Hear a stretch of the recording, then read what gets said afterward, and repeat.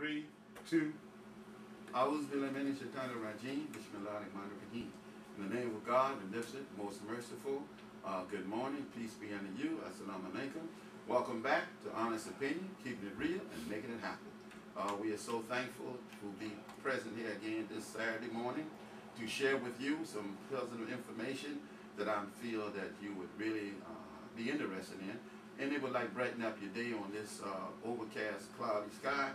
But we're going to have a dynamic show, and we're going to really bring some good information to you. And we'd like to thank those who responded back so beautifully last week on our program about Father's Day. And we would like to know that we're going to do our very best to be actively involved in participating and try to elevate those who may be weak at some point to become strong, because when you're strong in your community, then the community benefits from it. So with that said, I'd like to discuss with you our topic for the day. And today's topic is called Football, NFL, Past, Present, and Future. And as you know, you like me, football season should be starting. Matter of fact, I think the teams would already been practicing, but because of the lockout and things of that nature, which we're going to get into later, but we still, you know, like me, I'm itching to see, you know, the brothers get out there on the gridiron man and do their thing, and I can have something to do and yell and I can scream and play my role as a fan. So with that said, I like to get into my monologue, and here it goes. It started out as a game, turned into professional sports, and emerged as an empire. Football in America has become more than sport, so much more than a game. According to the data, professional football is the most profitable sport in the world, and the NFL is the richest sport league on earth.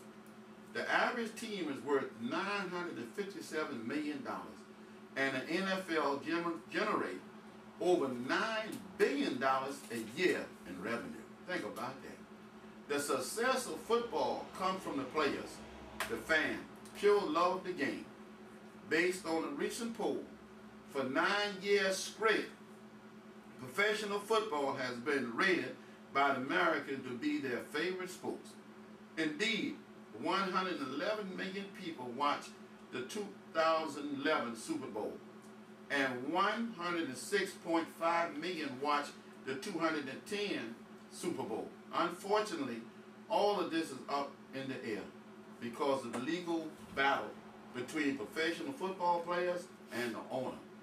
The current dispute involves three main issues: how to split revenue between players and union, whether to add 2 regular season games to the NFL season, and whether to implement a rookie salary cap. For some analysts, the disagreement really seems to boil down to how total revenue would be divided among owners and players. Currently, there is talk of a shortened regular season for the NFL, with only 8 games that will begin in late November and culminated with the Super Bowl in Indianapolis, February the 12th, 2012.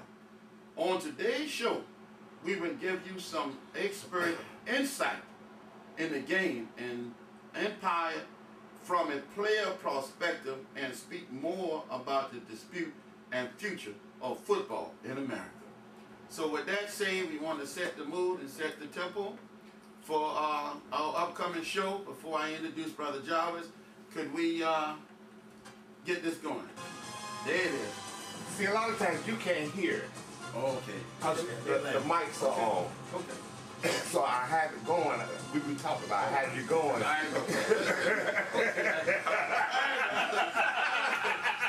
Get in the groove. Yeah, don't panic. Yeah. All right, I'm going to turn the mics back on now. You're back to talking. Welcome to Honest Opinion, keeping it real, making it happen. 96.1 FM and WTMP.com. We got an exciting show this morning. We're really glad that you're going to tune in. Hakeem the Dream, thank you for that wonderful monologue. And you set the tone, brother, because a lot of figures in there that's got me a little excited, and I'm excited to ask these questions. You start talking about $9 billion, somebody want to know something. So the call-in number is 813-251-9867, 251-WTMP. You can follow us on Facebook as type the word in Honest Opinion Radio, YouTube, Honest Opinion Radio. And also, you're going to be able to get us on TampaNewsTalk.com 4 hours after the show. Also, I want to thank those who came out last week to the Home Safety Expo. Thank you for your support. We had a wonderful event, the crime prevention and keeping your home safe over at the Hope Center. Also, we have Mount Pleasant Middle-Based Charter School located at Rome and Spruce is currently enrolling students, 6th, 7th, 8th grade students for the charter school term next year. You can register your child today by calling Mr. Kins and the staff over there at 813-251-0053, 813-251-0053.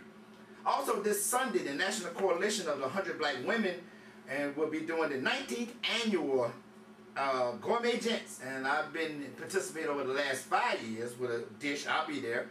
So we get there about 2:30. They open up the doors and just a culinary affair. Just come after church, after your service, and you pay the fee to get in, support scholarships for young African-American girls, and just take advantage of the food. If you need tickets, call me at 813-787-6652.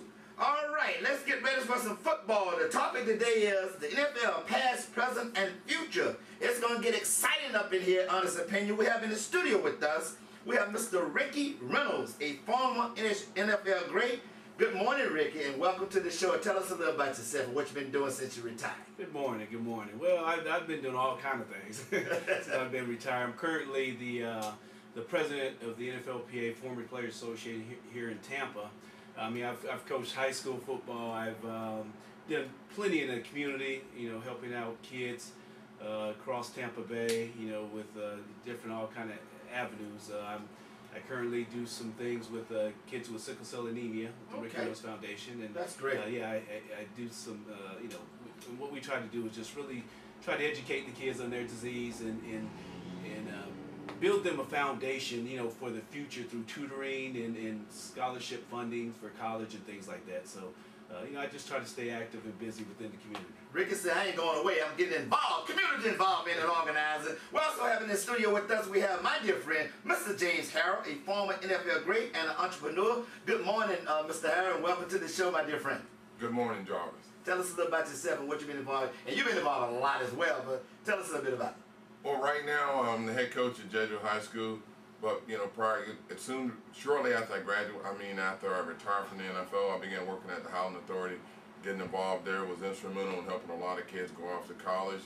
And from an entrepreneur's perspective, we own an all-state agency and now have my all-pro medical and lawyer referral service. All right, then. Welcome to the show. We're going to have some exciting Hakeem the Dream. We're going to get started. Let me let you, Hakeem the Dream, because this was Hakeem the Dream brainchild.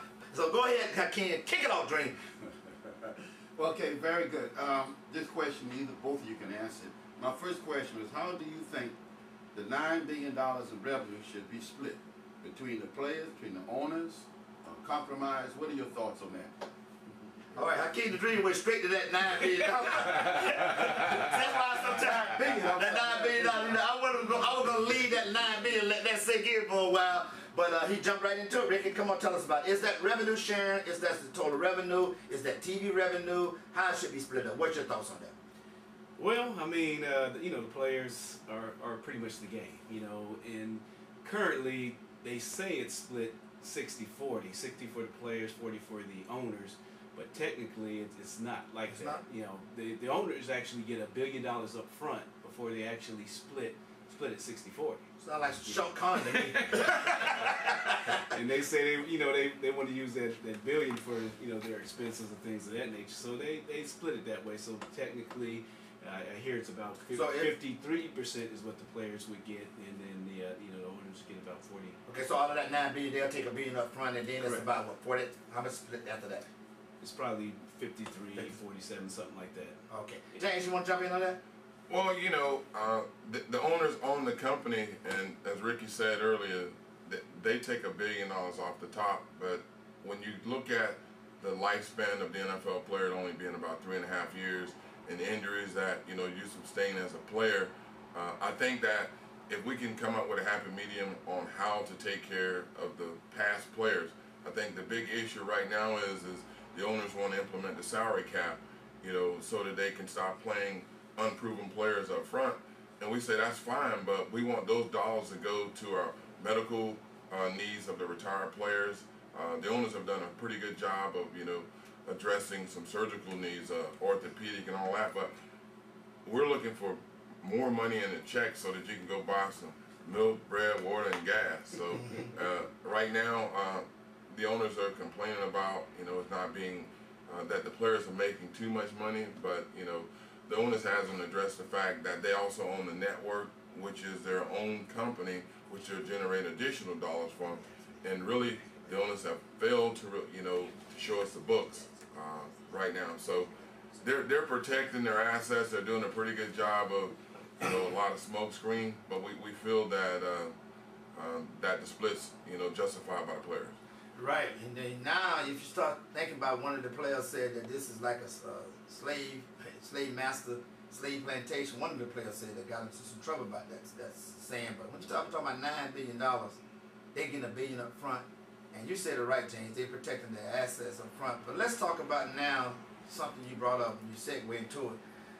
Let's talk about the retirement plan and the benefits, because you see a lot of players, when they get out the game, they're riddled with injuries, man, and it's medical expense be high. What in the pension that deal with, the retirement that deal with health benefits?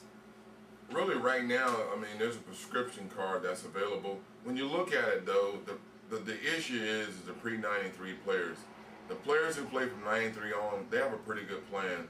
Okay. They have an HSA account, health savings account, where it's like $300,000 goes into that. They also have the annuity plan. So life after football for them, per credited season, their retirement's pretty good. So those guys are fine. When you talk about the older players, our retirement, basically $400 a credited season, and there's some little ancillary benefits that are available, but it's nothing to address, monetary enrichment for the retired players. Mm-hmm. You want to jump in on that, Ricky? Because Hakeem was asking the same questions about the veterans. Go ahead, Hakeem. Okay, they're saying on the average, how much do a veteran player receive and pension benefit? Well, it depends on when, some of these veterans have taken their money. Some guys have taken it early at 45, 55, and 65 years old is when you can kind of go in and get it. But there's some guys out there only getting about $150, to $200 a month. Wow. Always bad. Yeah, it is. Ricky, wait. No, it's serious. Wait, this is stop right there, back in the day. There's a man who made millions of dollars when it's all said and done, get $200 a month. Well, you got to understand too that back in the day, guys weren't making millions. Even if they made $100,000, they end up with $50,000, they end up with $200 a month. Well, Mr. Honest opinion, that's a shameful guy, right? Well, that's why the retired players are fussing about this, because they're not getting the help that we deserve. We set the foundation for what the game is. Pioneers. That's right. Yeah. You set the foundation for what the game is today, and yet they still use our likeness. They still use us, in the videos about the NFL, but we don't see a dime from it. Let me ask you a question, Rick, on that same tone. The retired players, it's got a retired players association. Yeah, the NFL former players. Former players association. And they right now legitimate in having a fight with the owners about this. They're in a constant debate about this now. What's the process of that association dealing with the players, the owners? Well, how do you deal with it? First of all, us as former players, we really don't have a whole bunch of leverage because we're really not in the negotiation process because we're kind of like on the outside looking in. We have to depend on the current players to kind of help to negotiate that contract for us. So that's what Maurice Smith has kind of come in and tried to do. The one locker room, one team type deal to where he brought former players and current players together to kind of work for one another. That's great. One mission. That's right. So we one goal. That's right. Jump in there, Harold. One of the Get things to know that.